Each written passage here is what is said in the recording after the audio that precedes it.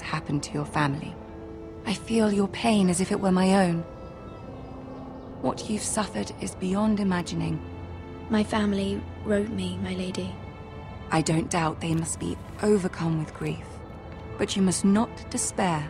We will get through this together.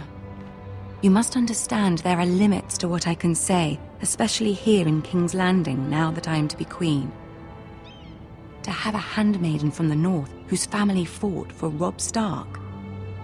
It raises questions at a time I can least afford. Cersei herself cornered me this morning outside the Royal Sept.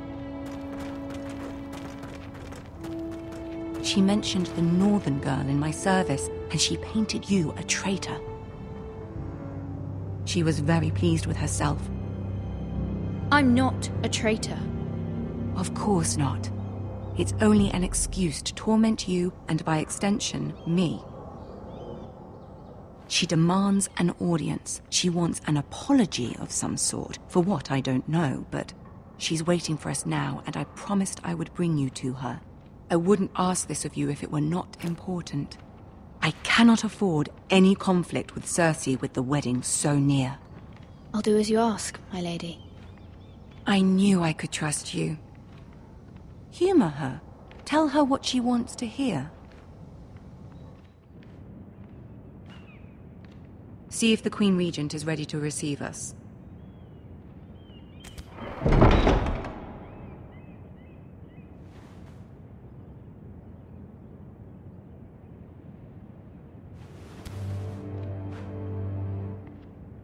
You'll be fine. I know you will.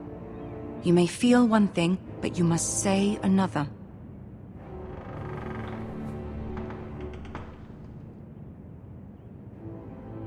Good luck.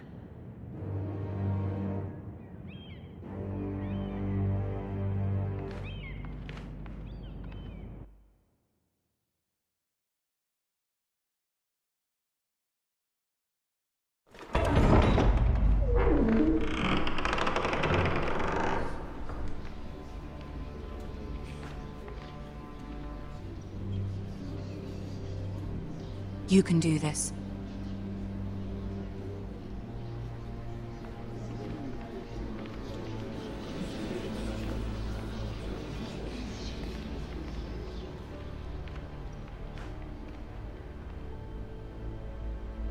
Ah, Lady Marjorie. Aren't you looking lovely this evening? Lord Tyrion. Your Grace? With your permission, allow me to introduce Lady Mira of House Forrester.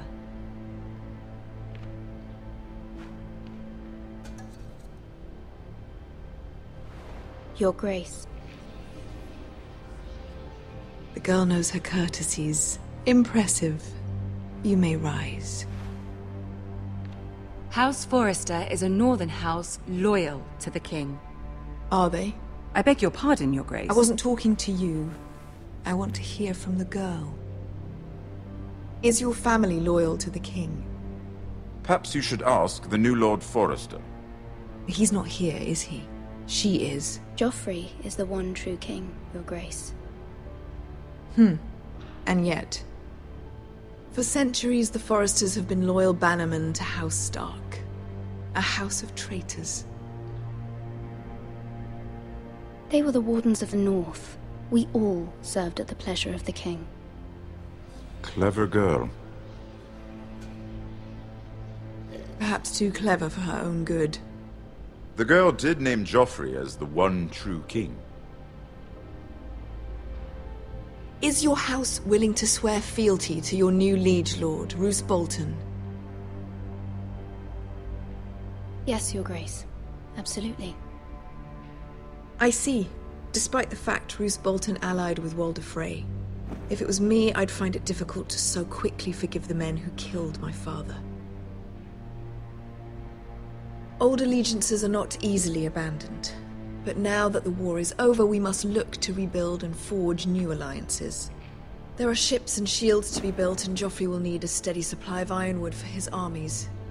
I'm told there are others who would happily serve that purpose, but I trust we can rely on House Forrester. Forster Ironwood does seem rather unique. To our mutual benefit, Your Grace. And at the pleasure of your king. It would be a shame to see it fall into the hands of another house. I imagine you'd do almost anything to prevent that from happening, wouldn't you? Ask any Lannister, and they'd do whatever was necessary to save Casterly Rock. It would be unfortunate to see another house lay claim to what's yours. Yes, Your Grace. I would do anything. I see. What would you have the girl do, Cersei? It's not as if she fought beside the Starks, wielding a battle axe for the Northern Army. It raises an interesting question, I suppose. Can we truly blame those who end up on the wrong side of the war? Our dear Marjorie here was betrothed to Renly Baratheon on the false assumption that he would one day rule the Seven Kingdoms. Can we fault her for her mistake? Should she be held accountable?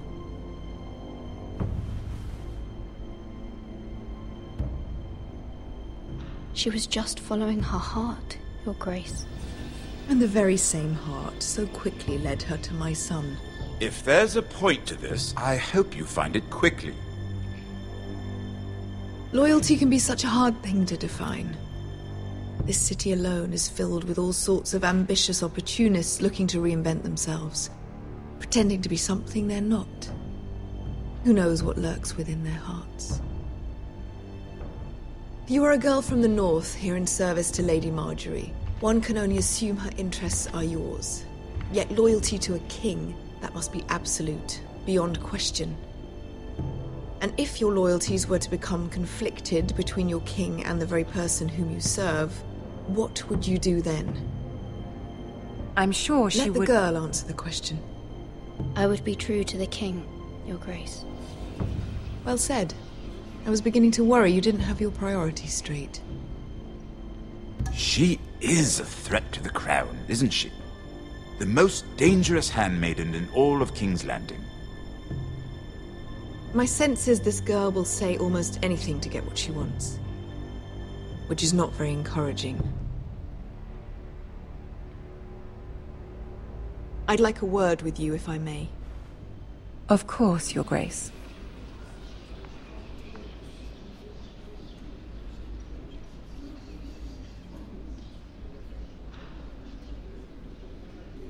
I'll walk you out. This may come as a surprise, but I met your father once, at the tourney at Lannisport. Even then he didn't trust Roose Bolton. We only spoke briefly, but your father struck me as an honorable man. You have my condolences for his loss. These would be trying times for your family, even under the best of circumstances. These are trying times, my lord. My family fears what might happen now that the Boltons rule the North. They must still answer to the crown. You shouldn't forget that, nor should they. That certainly took courage. To so publicly declare your loyalty to Joffrey for all to hear. Poor Lady Marjorie was humiliated, although Cersei seemed quite pleased. It was quite the first impression. My sister and I have our differences. She takes great pleasure in her little charades. I take mine in thwarting them. We must find our amusements where we can. She threatened to give your ironwood to another house. It is the Master of Coin who decides such matters. The crown needs boats. Boats need wood, and I speak for the crown in this regard, not her. You can help my family. I suppose the crown could be persuaded to secure ironwood from House Forrester. Lady Marjorie might not look favorably on such an alliance, and it would infuriate Cersei. Although what would be amusing for me might prove rather dangerous for you and your house. Are you willing to risk that? It may be far too dangerous. In fact, forget I even suggested such a thing. I'm sorry, Lord Tyrion, but it's a risk I cannot afford. I admire your discretion. Now, if you'll excuse me, I promised Sansa I would join her for dinner tonight. 3 beautiful bottles of Dornish wine await my arrival. Thank you for the advice, Lord Tyrion. Just be careful. This is not the North. King's Landing can be a nest of vipers to the uninitiated.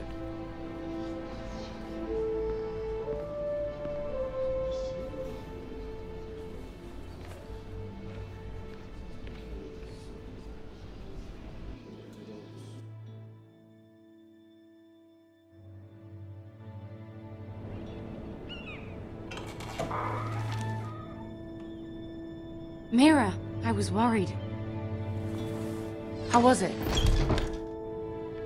Cersei has a way of looking at you as though you're nothing. It didn't go very well. I'm sorry. Cersei is known for being rather difficult.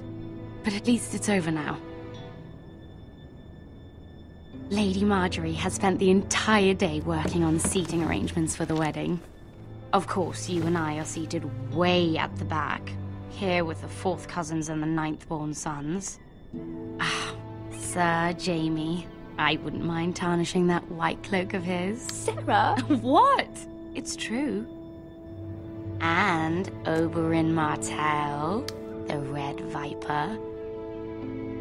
I'm told he has a paramour. He is quite handsome. And quite passionate, from what I've heard. Perhaps Lady Marjorie could make the right introductions. Who knows? We might meet our future husbands.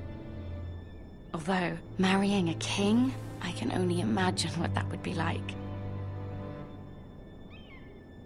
Would you marry Joffrey if it meant you'd become queen?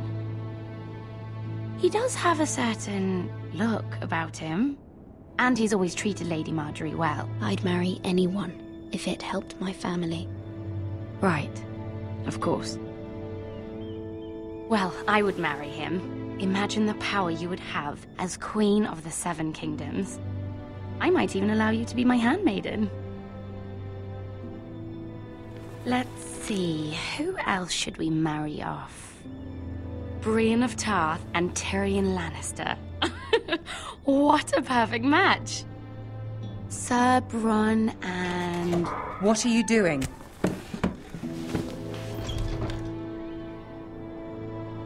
Well? I'm sorry, my lady. As am I. We shouldn't have been messing about. This is not a game. It's a battle plan. Allies and enemies can be made with every move. Yet they say it is men who are powerful. The Queen was pleased by your display, Mira. I'm just glad it's over. King's Landing can be exhausting sometimes. There's always someone to please or some perceived slight to smooth over.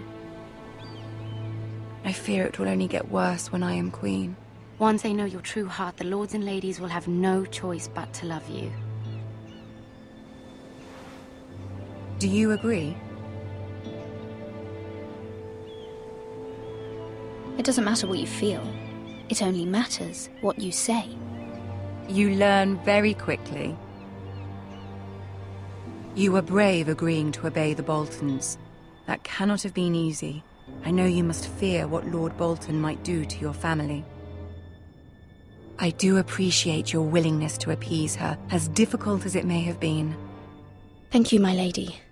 There's been something on my mind. Something important.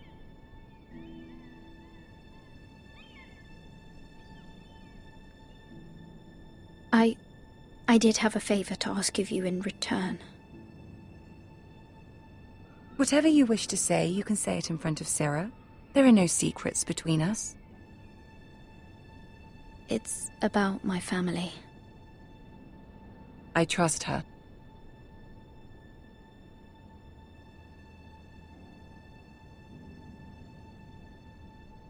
Go on. Ask.